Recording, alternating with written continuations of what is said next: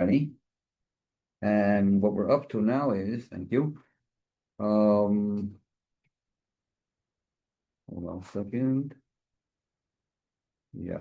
Okay, so we're up to the end of the first page. Yeah.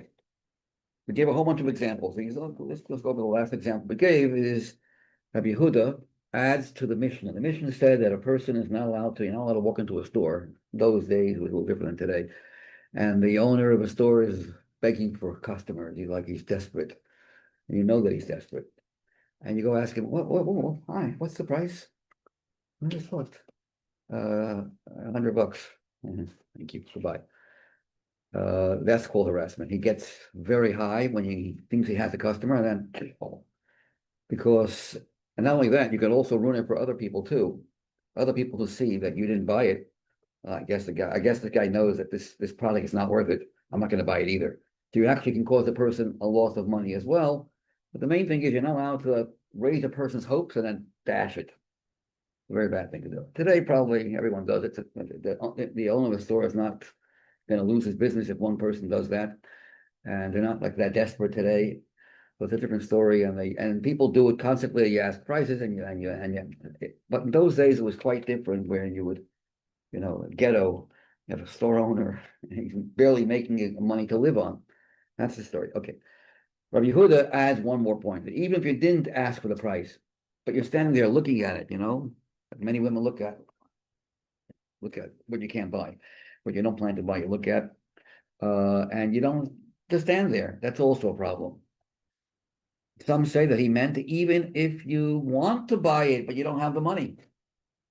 You're not trying to fool, you really want it, and you only wish maybe one day I'll have the money. Even then, if you're not going to buy it today, it's also a problem of a verbal harassment. Keep away from that. That's how the question is, do we go that far? So there's a whole machlokas between the Rambam and others, whether Rabbi Yehuda's opinion is accepted or not. Again, he says that even if you don't ask for the price, and even if you have in mind to buy it one day, but not today, do we go that far or not? That's a machlokas, a dispute in halacha. But one thing is for sure: if you ask for the price, you can't back down. It's wronging and it's hurtful. Okay. One more example that we didn't mention in the Gemara, but I mentioned it outside. The Rambam mentions this. If you know your teacher does not know the answer to a question and you want to just show him off, you're not allowed to ask a question. You know he or she does not know the answer, and they're going to feel very uncomfortable. Don't do it. I heard Rabbi Baltiel was sitting, Bachar asking a question. Why are you trying to embarrass me? I don't know the answer. Why are you trying to embarrass me? Typical Rabbi Baltiel. Anyways, his humility. He knew the answer. He knew the answer very well. A smart man. Anyway, so let's get back to the Gemara now. Now, here the Gemara is saying, what's worse? What is worse? To fool someone with money, monetary loss, person loses money, or stinging a person with words, hurting a person's feelings with words. Which one's worse? Huh? Words. Yeah. I think it works. Words. Why, Lama? You're right, but why? I don't know. Go, but what did you? Okay, because word money you can give back.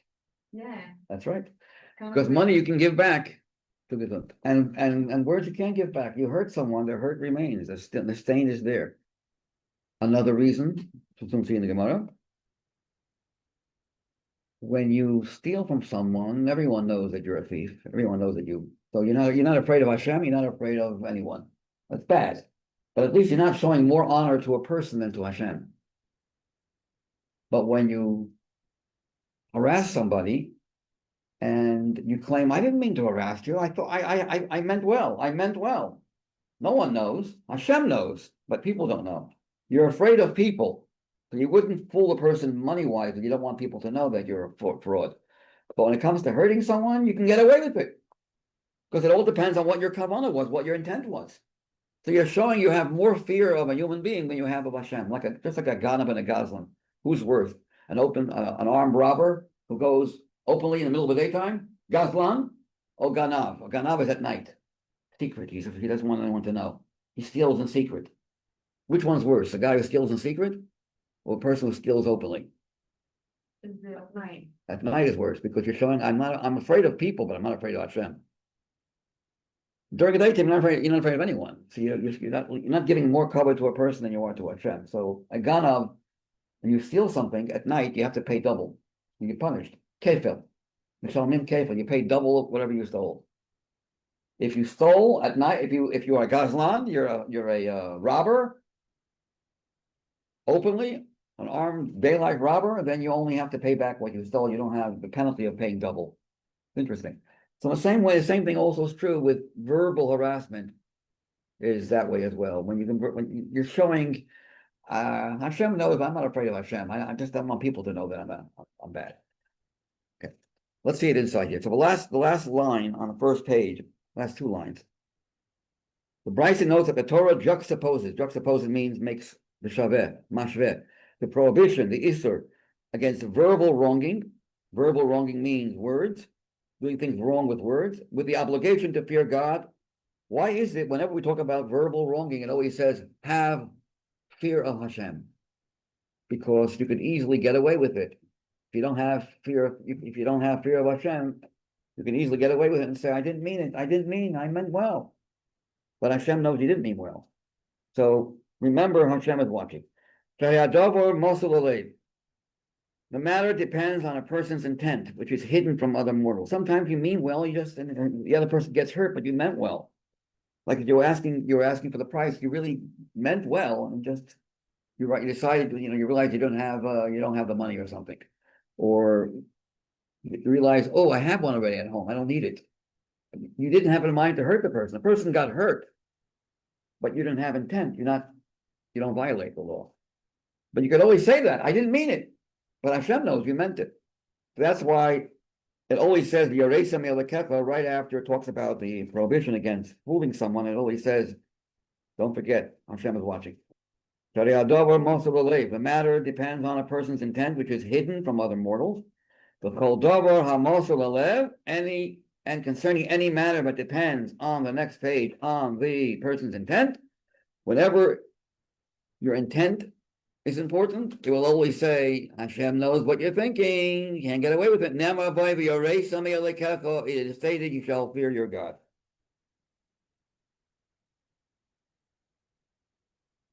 Looking for in footnote 20, he says exactly that statement. Someone inflicts verbal awe upon his friend can easily excuse himself by saying that he was sincere and meant well. Thus, it is only fear of Hashem that will prevent a person from inflicting awe. Fear of people won't stop you because you can always get away with it and tell the person, I didn't mean it. Only Hashem knows your true intent. Okay. Amar Rabbi Yochanan Meshum Rav Shimon ben Yochai. Rabbi Yochanan says, in the name of Rabbi Shimon ben Yochai. Rabbi Yochanan was a Talmudic sage. He was the first generation of the Talmud. Rabbi Shimon ben Yochai lived way before. He was from the Tanoim, from the Mishnah sages. So Rabbi Yochanan is quoting from Rabbi Shimon ben Yochai. He says, Godol einoas devorim einoas mamon. Verbal wronging with words is a greater sin than monetary wronging, a price fraud. For concerning this verbal wronging, it is stated, and you shall fear God. With the other one, it does not say So which one's worse? The one that says, fear God, and if you don't, in other words, if you wrong someone verbally, it means you're not a God-fearing person. It doesn't say that by a person who steals or fraud with money. Rabbi Lazar says, verbal wrong affects the person himself, not his money. The other person who lost money, his money is lost, but he doesn't feel the person's character is not hurt. Whereas the monetary wronging affects only the victim's money, but not the person's life itself. Another reason why it's worse to wrong a person verbally than to take away that person's money. The monetary wronging could be restitution is possible. You could take care of the problem by paying the person back. But with this, the verbal wronging, you can't really return. There's no way you can really get rid of the stain of that hurt. It remains. Verbal wronging, restitution is not possible. Okay, now here we go to the embarrassing a person in public. Tani Tana Kamed Rab Nachman. The Gemara cites another example of verbal wronging and discusses its severity. How you got to be careful not to embarrass a person in public. Kol hamalbim pnei chaveroi barabim. If anyone makes his friend, her friend, his friend face turn white, what happens when a person gets scared? Things with white and what? It turns colors, and you get red, and then you get first red, because the blood rushes, and then you get red and then white. It's like spilling blood. It's like pouring blood. Tantamount to murder. You're actually spilling blood inside the person's body. Scary, huh? What it said. That it's called shofech damim. If you embarrass a person in public. I actually saw this happen. I don't want to say where, in a holy place years ago, where a whole bunch of people, not just one, were embarrassing a very important rabbi in public. It was a horrible scene. I'm not going to tell you where I saw it. And the person's face turned colors it was a horrible scene. On Rosh Hashanah. And I went ballistic when I saw this. I started screaming at people, how dare you do a thing like this? It wasn't only me, it was a whole bunch of other people. How can you do this? It's kill, it's murder. And here the Gemara is going to go into the incredible severity, how dangerous it is for you to even do that. Even once, but let alone keep on doing it more than once.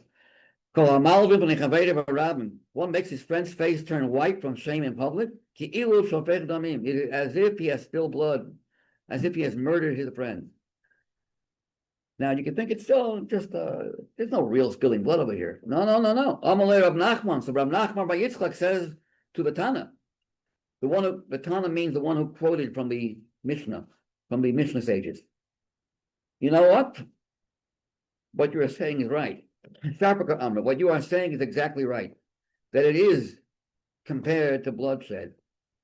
Literally, physically, because I have seen how the red coloring leaves the face of an embarrassed person who gets very red, like a colored leaf, and then his face turns white. You look at footnote 24, it says his blood has been taken from him. Although a person generally turns red when he is embarrassed, this is because the blood gathers in his face before draining from him. All the blood gathers in his face to fight back. How am I going to respond to my embarrassment? You get very scared. And when you get scared, the blood rushes. And then when you realize you have nothing, you can't do anything, the blood leaves. And it's like blood red and then turns white. You turn pale. Amalei Abaye Abdimi. So Abaye is a sage from the Gemara, very well-known sage. His name is Abaye. He was an orphan, never saw his mother or father. And he says the following to another sage called Rabdimi. B'ma'arava, in the West. Now, what do you mean the West? Which is called the West? Eretz Yisrael is called the West. Ma'arava means Israel. It was the west of Iraq. This is Talmud Bavli, Bavel. Where's Bavel? Iraq. Iraq is east of Israel. So when they refer to the Israeli sages, they would say the sages of the West, west of us. We're east, we're in Iraq, we're in Bavel. The sages in Ma'arav, Ma'arav means west, the Ma'arava in Israel, the west. The Ma'arava in the west, they say, I'm sorry, but what are they careful in the west? What do the sages from Israel are most careful with? They are careful about not embarrassing people, extremely careful. Not just the rabbi, but even the plain people, the plain folk are very, very careful. It's like the worst thing in the world for them. The Amar Rabbi Chanina. Now, here the Gemara is going to make a statement which is going to be revised. Hakoil Yordim leGehenim chutz mishlosha. All descend to Gehenim except for 3. Wait a second. The Gemara says, stop right there. What you just said right now makes no sense. You're trying to say something, and then in the middle, what you said couldn't have made any sense. The Gemara interrupts this presentation of Rabbi Chanina's statement. Hakol, everyone goes to Gehenna except for 3 people? Ella, no. Amo, what I mean to say is all those people that have to go to Gehenna, they have to suffer in, where? Ascend. They eventually they leave Gehenna and they don't remain there. They have their tikkun. So all those that are Yored leGehenim, Olim, they arise, and many of them right away, some longer, some shorter. What's Mishlosha, with the exception of 3 people that never end up rising from Gehenna. They stay there, that's it. Sheyordin, who descend but do not ascend. Who are the three people? The Elohein. You want to know who the three people are? The three people that don't ever get out of the purgatory, out of Gehenna. The Elohein. Haba Aleshis Ish, someone who cohabits with another man's wife. The Hamalbim B'nei Chaveri Barabim. We equate the two. And someone who makes his friend's face turn white from shame in public. Again, they say that this is only if you keep on doing it. You have a habit. Regilut. Levayesh Mishahu Barabim. B'kavanah. Not because you want a person to do tshuva or something. You really want a person, you're a bad person. You want to get back at that person. Yeah. What does it mean we never get out of it? What does it mean? Simple means you stay there. You're there for good. Forever? Yeah. That's a thing? Yeah. But it does say tshuva. If a person does tshuva before he passes away, then it can help. Only if a person died without doing tshuva, continue doing this until a person passes away. Well, so there is another, some say it doesn't mean forever. You asked a good question. There is an opinion that says everyone else arises from Gehenna pretty fast, within a month, a week, a few months. But this one does not. This person who embarrassed a person in public has the full term, like a full year. You know, what's the longest person can handle? The longest possible is a year, actually. That's really the longest. If it means that this person is there forever, it means that he's beyond. He finished Gehenna and then the neshama goes into no man's land. It's the worst kind of pain in the world. It's I don't want to say this, but there was Sharon. Sharon did something very, very bad, and I shouldn't talk about it now because he's already he's already suffered enough with the 2005 what they call Hitnat Kutch. What we had in October 7th is a result of what he did. And Rabbi Greenberg came there. Actually, so Rabbi Greenberg told him, stood up. The Rebbe. I'm saying this is what the Rebbe is saying. I'm saying as a shliach of the Rebbe, you better not do this, or else it will affect you. Oh. And they wanted to lynch him. He said, "You speak that way to a prime minister?" But he said, "No, stop. He's speaking from the heart." Greenberg stood up and started screaming, "You are going to suffer!" And yet, what happened to him was worse than Gehenna. He was alive, but he was like dead at the same time. He was in a coma for 8 years. 8 months of suffering, Jews, He was in a coma for 8 years. It says the neshama goes to that. If the person does not pass away, it's worse than Gehenna. The neshama is in limbo, is suffering. At least Gehenna is a punishment, but it also refines the person, and it fixes you. But going nowhere is the worst kind of punishment for a soul. There's one more punishment that's even worse, and that is Gilgulim, reincarnation. I don't want to scare you. Reincarnation, where the neshama is dressed into an animal, something. The neshama is there, and that neshama can't express itself. It's the same old animal. The soul feels it's trapped, and it can't do anything. There's no more pain for a soul than feeling trapped. It can't express itself. The animal is not a keli for the neshama. Only a human being is a keli for a neshama. The neshama is there, and it's suffering constantly. Does it happen?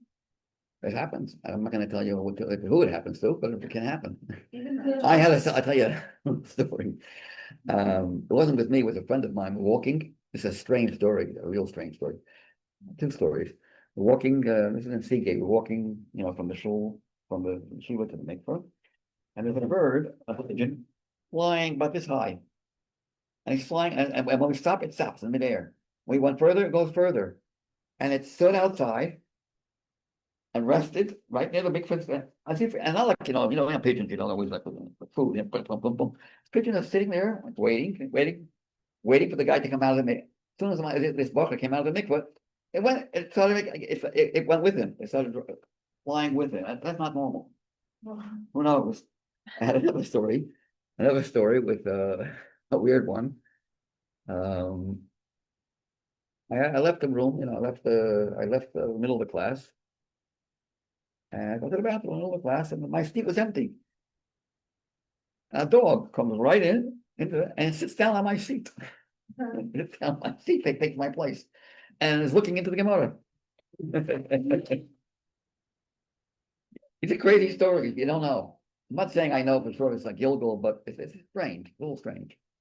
So even the neshamas of given could be in dogs? Yeah.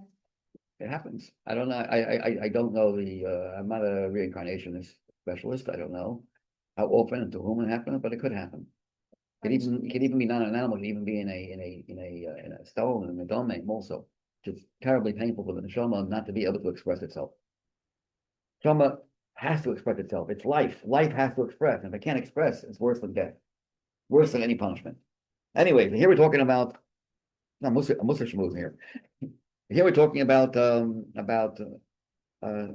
embarrassing a person in public. So the Gemara says, who's the third one? I didn't mention the third case. What's the third case? This is what? And someone who calls his or her friend an embarrassing nickname.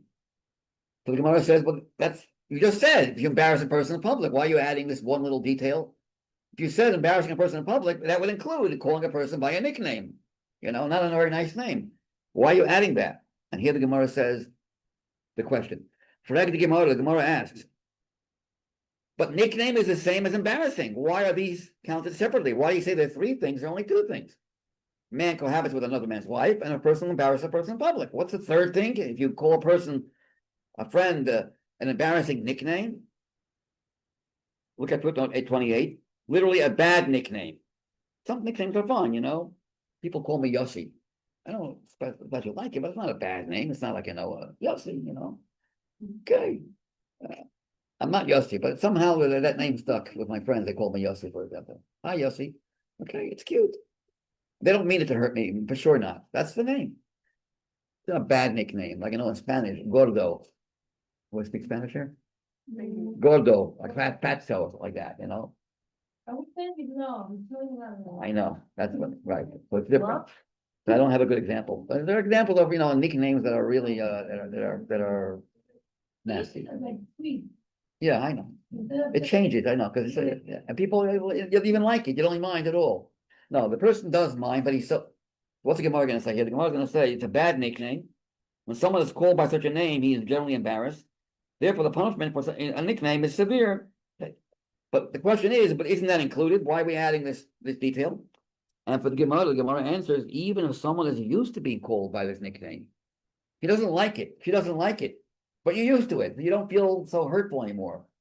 Still not allowed to do it. You're not allowed to call a person a name with the intent to embarrass the person, even if the person can tolerate it. Got used to it. Now, the case that you mentioned is where you like it. It becomes, that's a different story. You don't like it. It's still not nice. I'm just so used to it. Okay, call me already. I'm not gonna go crazy over it.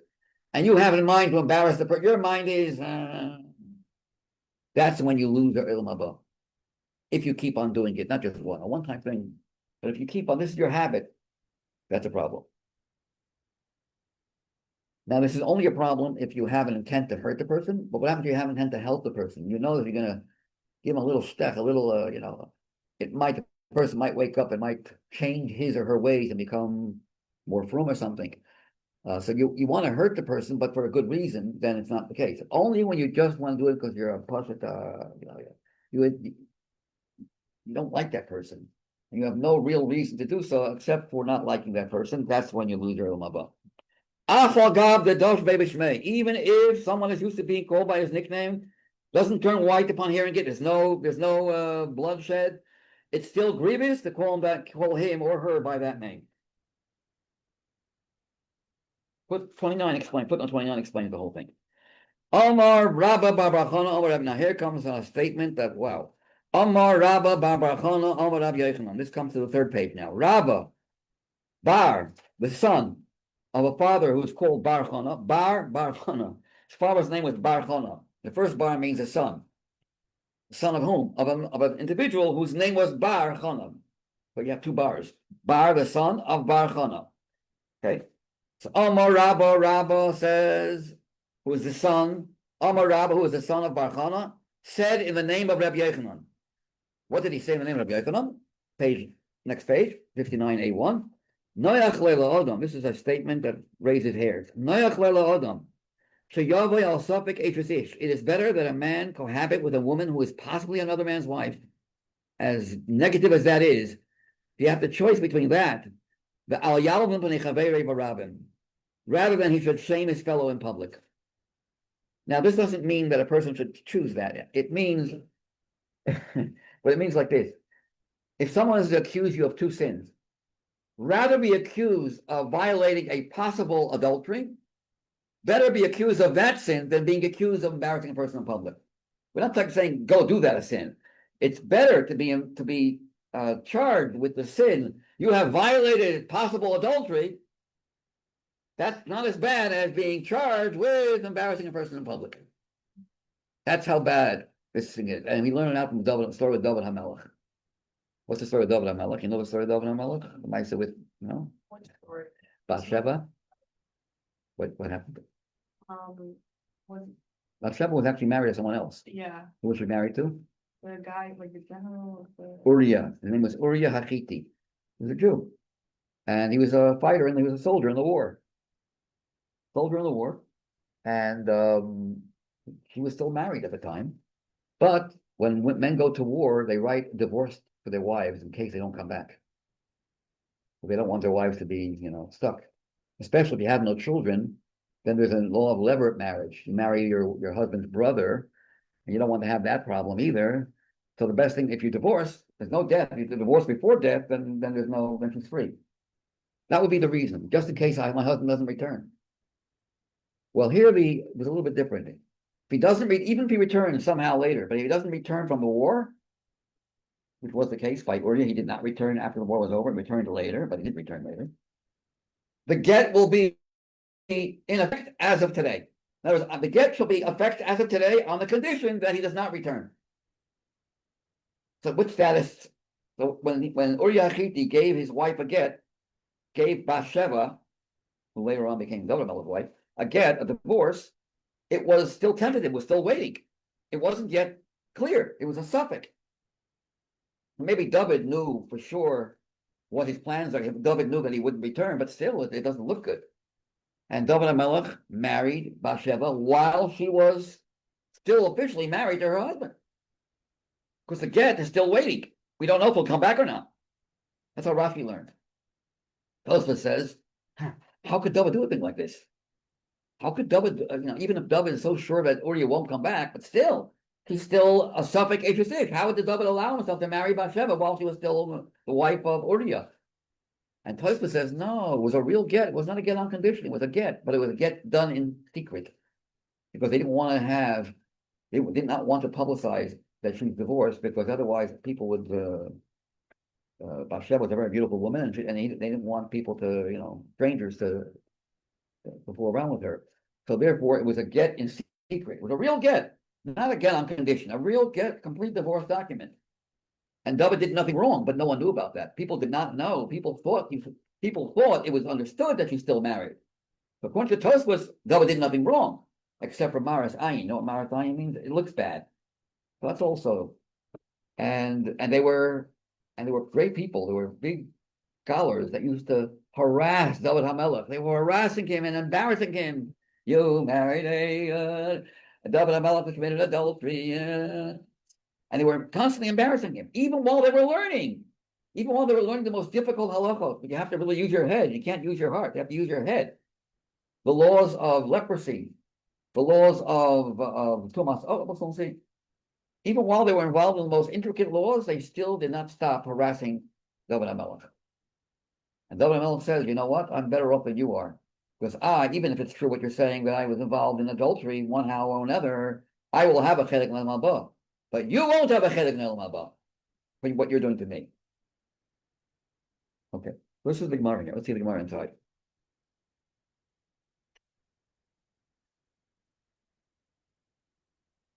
How do we know that it's worse to embarrass a person in public than to be involved with with a woman who's married? Minolam, from where is this known? Midorash Rava, from that which Rava expounded. Midorash Rava. Rava once said the following. Rava is another very, very famous Talmudic sage, along with Abaye. They always argue with each other, and they're almost found in every single page of the entire Talmud. Midorash Rava. Rava expounded as follows. Here's a pasuk in Tehillim. My dichsiv. What is the meaning of the words? Ubetsali samchu b'nei asafu karu v'lo damu. This is a pasuk in Tehillim. A pasuk in Tehillim, chapter 35. Now, the simple meaning and how the Gemara is going to expound is completely different. What is it? Tali. Tali means when I was limping. In my limping, when I limped, I was hurt. My enemies rejoiced. Samchu, they rejoiced to see me limping. V'ne'asafu, and they gathered. They tore me, karu, they tore me apart, and would not be silenced. But it means something more. But Chava, what is it? Chava and Adam, right? It says Chava was the rib of Adam. The word Tzela is used. When it says Ubitzali, it could mean when I was limping. Tzela also means a limp, but it also means a wife. Ubitzali, about my rib, about my wife, Bathsheba, Samcha, they were so happy to find a fault in my marriage. Koru, they tore me below Damu. Damu can mean like Domem, they were not silent, or below Damu, I had no blood. My blood left my body. I was so embarrassed with what they were saying in front of everyone that they tore me apart with their words. They were verbally harassing me, says David HaMelech. Omar David of Yaakov Baruch Hu. Thus King David, David HaMelech said before the Abishta, Master of the universe, it is well known to you that if my enemies were to tear my flesh, my blood would not flow to the ground. It's almost as if I have no blood in my body anymore. For it has drained from the surface because of their taunts about my sin. I've been so much bothered by their embarrassing me that I have no blood. They would cut me, no blood would come out. That's what he was saying. Hyperbole, but he was trying to say that it's as if I have no blood anymore. If they would tear my skin, I wouldn't bleed. All my blood is lost. Below, not only do they taunt me in their spare time when they're doing nothing, when you're doing nothing, you have nothing to do with yourself. So of course, when your mind is vacant, you end up playing games with people and hurting people. Even when they are engrossed in the study of Nigoyim and Ohalot, the most intricate parts of the Talmud are the laws of Nigoyim, which is the lesion, skin lesion. You know, when a person speaks Lashon Hara, you get all this lesion, white, like the skin turns white. Ohalot, what Ohalot? Ohalot means that if you find yourself in the same tent, the same building with a corpse, so a Kohen is not allowed to be in a hospital where there are Jewish people that died. The Jew has passed away, even though you don't touch the person, you're not touching them, you're in the same room, under the same roof, you become Tameh. A Kohen is not allowed to, the whole Shiloh, can a Kohen visit his wife? His wife just have a baby in a hospital. Can a Kohen come to visit his wife? It's not so much, not so simple. If there are no Jews that died, there's no morgue for Jews, only non-Jews, that's a different story. But if there are Jews, a Jewish body contracts tumah much more than a non-Jewish body. You know that? A non-Jewish body only contracts tumah if you touch it or lift it. But a Jewish body contracts tumah even if you're in the same room. You could be a mile away, but there's one roof that's over you and the corpse. It contracts the person's stomach. Why is that? You know why? Why would a Jewish body be more tummy than a non-Jewish body? Wouldn't that be the other way around? What do you think, Petra? Well, holiness makes you more tummy? No, but like the same way that we can be holier. Yeah. But why? I know, but why would? Well, I'm asking a question. What is the reason? What's yeah? Because there's a radar system. The extraneous forces, the klippas, they can smell the kedusha. Now, when the neshama is in the body, they're afraid. They don't touch it. The neshama guards the body. When the neshama leaves the body, it leaves over a very pleasant aroma, spiritual aroma. We don't smell it, but they can smell spiritual aroma, godliness, and they love it. They have a field day, and they start attacking. When they attack, it spreads all over. A non-Jew has a tzelem elikim, has a tzelem. Every human being has some kind of, something special about every human being, but doesn't have a nefesh elikis, and therefore, when it's lost, the aroma is not as tasty. So the klippas don't bother so much, and only if you touch the person's body. That's when. So here we see the fact you're more tummy does not make you less holy. On the contrary, the holier you are, when that holiness leaves, the more tumah contracts, not less. And I can go into, I'm not going to get into this right now, I think it's very comfortable, but between Jews, men versus women, who's holier? I don't know. Yeah. Who's holier? Women. Oh, okay, good. Well, Right answer. Yeah, less than that. I will. The power to produce a child within the woman, not the sperm only triggers, arouses, awakens the power of procreation in the woman's body. Woman is compared to like the earth, and just like the power of growth is in the earth, the seed just awakens, and is a catalyst. It awakens what should grow.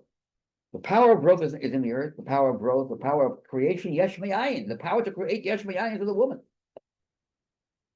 And I don't want to get into real, but when a woman has her period, and women don't have. That's not fair. Well, you look down on it. No. Every time a woman fails to become pregnant, a period is a failed pregnancy. Failed with the power of yesh me'ayin goes to waste. The man doesn't have that. Men do not have that power of yesh me'ayin. They can awaken the yesh me'ayin in the woman. Or never. Did I say this already? The men are connected to Hashem's endlessness. Women are connected to Hashem's beginninglessness.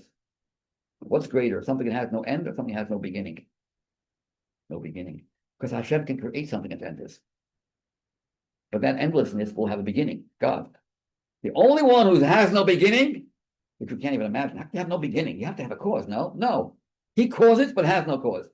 The women who are able to create yesh me'ayin, nothing, something from nothing, are connected to Hashem's essence, which is why the child, whether the child is essentially a Jew or not, depends on the mother, not the father. Father creates Kohen, Levi, Israel. The mother decides Jew or non-Jew, essence, which is connected to the essence of Hashem. It has nothing to do with the Gemara. Got carried away. Okay. So of course we're out of time. How long am I we're gonna have this list to have Shira here? Más por 1 month, and I'm going to divide, and But 1 month, 1 more month I have you? Yeah. Oh, that's fine. Yeah. Yeah.